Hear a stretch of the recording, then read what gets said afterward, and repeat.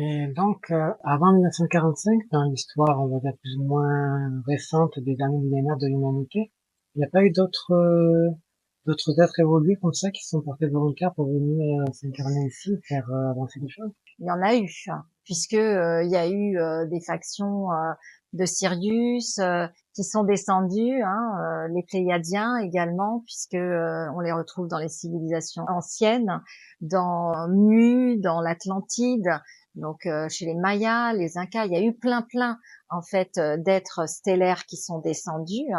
Mais en fait, là, ils sont plus venus apporter leur concours technologique, parce qu'on se pose encore aujourd'hui la question comment ont pu être construites les pyramides, malgré toutes les technologies existantes.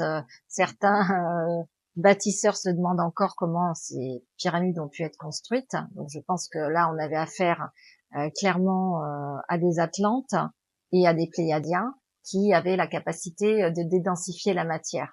Bon, il y a beaucoup de choses dont on ne sait pas. Les pyramides, on nous dit qu'elles ont 3500 ans. En fait, certaines pyramides datent d'il y a 26 000 ans. En fait, l'histoire de l'humanité, on sait très peu de choses par rapport à ça, en fait. Mais il y a déjà des hiéroglyphes dans certains temples où on voit des soucoupes volantes, où on voit un hélicoptère, où on voit des êtres au crâne allongé, comme Akhenaton, en fait.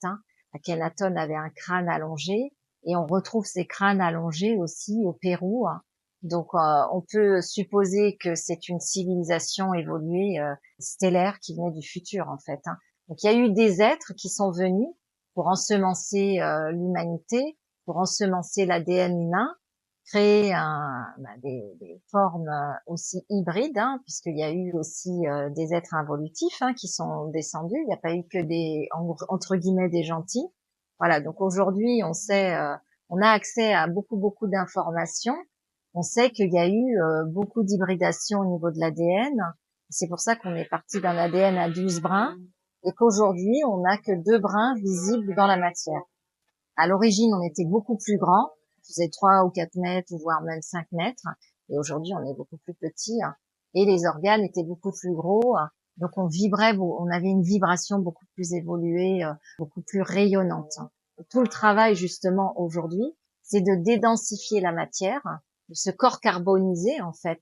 En chutant dans la matière, on s'est densifié. Donc, il y a eu beaucoup de mémoires qui se sont densifiées. Ça a carbonisé notre matière, on est devenu carbone. Donc toute notre dimension cristalline qui émane des sphères supérieures des êtres stellaires que nous étions, eh bien, se sont densifiés progressivement et il y a eu les voiles de l'oubli. Et tout le travail, justement, c'est de revenir à ce corps cristallin, de réintégrer notre corps cristallin relié à notre origine divine et de libérer ce corps de carbone, tout ce qui a été carbonisé, brûlé, et qui est tombé dans l'oubli en fait.